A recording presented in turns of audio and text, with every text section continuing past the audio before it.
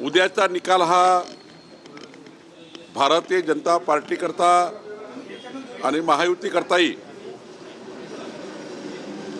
विजयाचा दिवस असणार आहे।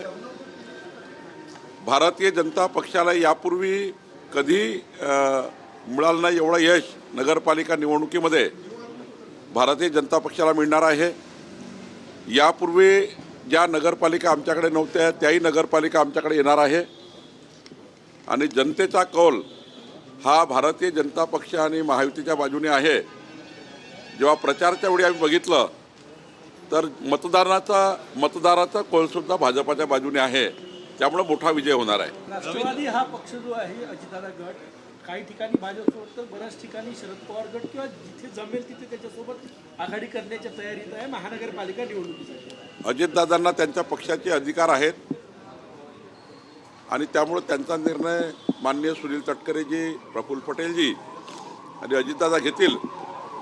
मला वाटतं की महायुती आम्ही करतोच आहे, पण ज्या ठिकाणी खूप जास्त कार्यकर्ते आहेत सर्व पक्ष मिळून, त्यामुळे तेवढ्या सीटमध्ये ते पूर्ण होऊ शकत नाही, लढू शकत नाही।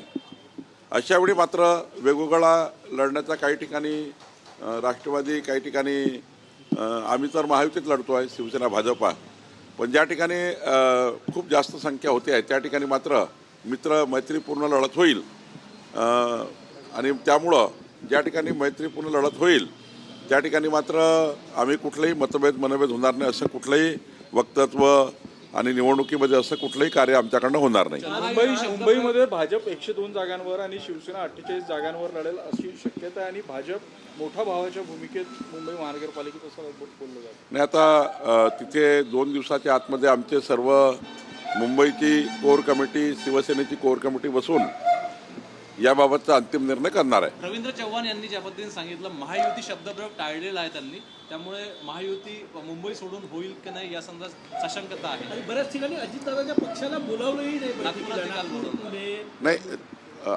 पहिल्या टप्प्यामध्ये शिवसेना भाजपा आम्ही त्या ठिकाणी एकत्रितपणे आमचे कोर कमिटीचे मेंबर प्रत्येक महानगरपालिकेला बसतायत, चर्चा करतायत। ज्या ठिकाणी खूप जास्त कमी सीट आहे आणि जास्त कार्यकर्ते आहेत त्या ठिकाणी मात्र थोडा किवास आहे।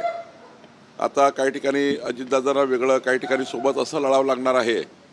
शेवटी निर्णय अजितदादा करणार आहे, त्यामुळं त्यांच्या पक्षामध्ये मी काही बोलणं योग्य नाही। पुण्यात ऑपरेशन लोटस राबवलं जात आहे, अनेक माजी नगरसेवक वगैरे जे आहेत ते पदाधिकारी आज भाजपमध्ये प्रवेश केले। आज भारतीय जनता पार्टीमध्ये पुणे, पिंपरी चिंचवडमधील मोठ्या प्रमाणावर कार्यकर्ते भाजपमध्ये येत आहे, त्यांचं मी अभिनंदन करतो। पण हे करताना मला विश्वास आहे की महानगरपालिका पुणे, पिंपरी चिंचवड भारतीय जनता पार्टी आणि महायुतीचाच त्या ठिकाणी महापौर बसेल असा मला विश्वास आहे। चंद्रपूरमध्ये किडनी रॅकेट समोर आलं तर त्यामध्ये आणखी 4 ते 5 जणांची किडनी विकल्या गेल्याचं समोर आलेलं आहे। SIT स्थापन झालेली आहे, किती गंभीर पाहता शेतकऱ्यांना कर्जबाजारी होऊन अशा पद्धतीने? नाही, प्रचंड गंभीर बाब आहे। शेतकऱ्यांच्या जीवाशी खेळण्याचा हा प्रकार आहे। यावर माननीय मुख्यमंत्री देवेंद्र फडणवीसजींनी SIT आणि त्या ठिकाणी गंभीर दखल घेतली आहे, सावकारांना पकडली आहे। जे सावकार कर्जबाजारी सावकारांनी हे षडयंत्र केलं त्यांनाही पकडलं आहे। पुढच्या काळामध्ये अजून कडक कारवाई होईल आणि प्रचंड त्या ठिकाणी मजबूतीने आम्ही या ठिकाणी गुन्हे दाखल करू आणि नंतर मात्र जे या गुन्ह्यामागे असतील त्या सर्वांना कुणाला सोडलं जाणार नाही अशा सूचना माननीय मुख्यमंत्र्यांनी दिल्या आहे। काल मीटिंग झाली सीएम साहेबांसोबत रात्री, काल मीटिंग झाली सीएम साहेबांसोबत, त्या संदर्भात काही माहिती सांगू शकाल का? अजित पवार, तटकरे आणि सीएम साहेब अशी रात्री पहाटे 2:30 पर्यंत मीटिंग। सरकार म्हणून काही गोष्टी असतात, काही त्या ठिकाणी महायुती म्हणून गोष्टी असतात, त्यामुळे आता मी त्या बैठकीला नव्हतो, त्यामुळं त्या बैठकीत जे उपस्थित होते त्यांनाच त्याबद्दलची माहिती असेल। सामनामधून मुख्यमंत्री देवेंद्र फडणवीस यांच्या मंत्रिमंडळावर टीका करण्यात आली, एकनाथ शिंदे भ्रष्टाचाराच्या पैशातून राजकारण करत असल्याची टीका केली। सामनामधून आमच्यावर स्तुतीस्तुमने उधळतील असं काही त्यांच्याकडनं अपेक्षा थोडी आहे। ते तर विरोधात बोलणार आहे, त्यांचं कामच आहे विरोधी पक्षाचं। त्यामुळं सामना हा काही आता त्यांचं मुखपत्र आहे, ते जे बोलतात ते लिहितात, त्यामुळं राज ठाकरे आजपासून शाखा भेटींवर निघाले। ठीक आहे, त्यांचा तो पक्ष संघटनेचा भाग आहे, त्यांनी तो करायचा आहे, तर त्यांचा तो अधिकार आहे। उद्धव ठाकरेंनी काल म्हटलं की आणखी एका मंत्र्याचा राजीनामा होईल, कसं पाहता या सगळ्याकडे ज्या पद्धतीनं उद्धव ठाकरे टीका?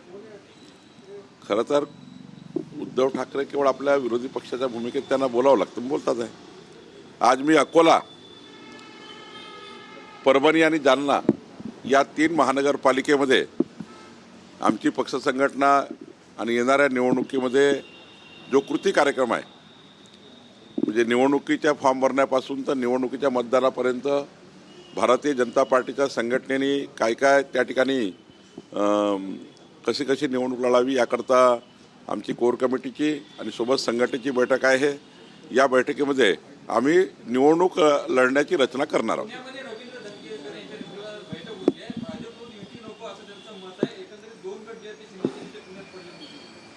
शेवटी एकनाथ शिंदे साहेबांनी निर्णय करायचे आहे आणि एकनाथ शिंदे साहेबांनी निर्णय करताना हे सांगितलं की भाजपा शिवसेना युती लढेल. लाडकी बहीणचे पैसे 14 जानेवारी पूर्वी मिळणार आहे. KYC ला मुदतवाढ देण्यात आलेली आहे. लाडकी बहीण संदर्भामध्ये नियम जे आहे शिथिल करण्यात नाही देणं आवश्यकच आहे, कारण आम्ही वचन दिलं आहे की जोपर्यंत देवेंद्र फडणवीस सरकार, भाजपाचं सरकार, महायुतीचं सरकार महाराष्ट्रात असेल तोपर्यंत लाडक्या बहिणीची योजना सुरू राहणार आहे आणि या योजनेला आम्ही अधिक मजबूत करणार आहेत. वेगवेगळ्या केंद्राच्या राज्याच्या योजनेला याला जोडणार आहे. त्यामुळं लाडक्या बहिणीची योजना अधिक मजबूत करून या योजनेला प्रचंड त्या ठिकाणी चांगल्या पद्धतीने आम्ही राबवणार आहे. त्यामुळं सरकार ने काही नियम शिथिल केले हैं. जी राम जी बिल पर खड़गे जी ने कहा है कि मां की कसम यह बिल गरीबों के लिए अच्छा नहीं है. खड़गे जी से क्या अपेक्षा करेंगे? मोदी जी की सरकार जो जो अच्छा करेगी उसके खिलाफ ये लोग रहते हैं, तो उनका बहुत ज़्यादा सीरियस मत लीजिए. तमिलनाडु में एसआईआर के 97 लाख मतदाताओं के नाम हटाए गए. तो एसआईआर इसीलिए है डुप्लीकेट नाम हटाने के लिए, घुसपैठियों के नाम हटाने के लिए, इस देश के जो रहने वाले लोग ने उनका नाम हटाने के लिए. देखिए, हमारी मतदार यादियों को दुरुस्त करना, उसका 2 नाम 3 नाम 4 नाम है उसको दुरुस्त करना ये काम है चुनाव आयोग का. चुनाव आयोग काम कर रहा है, तो जो गलत है उसको तो निकालेंगे. महानगरपालिका निवडणुकीसाठी भाजपची तयारी जोरात सुरू आहे. कुठले मुद्दे घेऊन तुम्ही मतदारांपुढे जात आहेत, काय सांगता? माननीय पंतप्रधान नरेंद्र मोदीचं सरकार, माननीय मुख्यमंत्री देवेंद्र फडणवीसचं सरकार, डबल इंजिन सरकारच महानगराचा विकास करू शकतं आणि महानगराचं डेव्हलपमेंट करण्याकरता जो त्या ठिकाणी 2047 पर्यंत विकसित शहरं करण्याकरता जो डेव्हलपमेंट प्लॅन तयार करायचा आहे, तो डेव्हलपमेंट प्लॅन तयार करण्याची जबाबदारी आता येणाऱ्या नगरपालिकेवर असणार आहे, महानगरपालिकेवर असणार आहे. त्यामुळं डबल इंजिन सरकार आणि खालचं महानगरपालिकेचा महायुतीचा महापौर असं तिघंही मिळून विकासाचा संकल्प आम्ही केला आहे. मला विश्वास आहे की आमचं जे भारतीय जनता पार्टी महायुतीचे महापौर निवडून आल्यावर देवेंद्रजीच्या सरकारकडनं आम्ही चांगल्या पद्धतीने डेव्हलपमेंट करू, विकसित शहरं करण्यासाठी सर्व प्रकारच्या योजना आम्ही करू. ठाकरे ब्रँड संदर्भामध्ये एक पाहिलं आपण, दोन्ही भाऊ एकत्र येतील असं सांगितलं जात आहे आणि मुंबईमध्ये मुस्लिम मतं जे आहेत त्याच्यावरती लक्ष त्यांचं आहे. त्यांना काय करायचं ते करू द्या, आम्ही 51% मतं घेऊन जिंकू.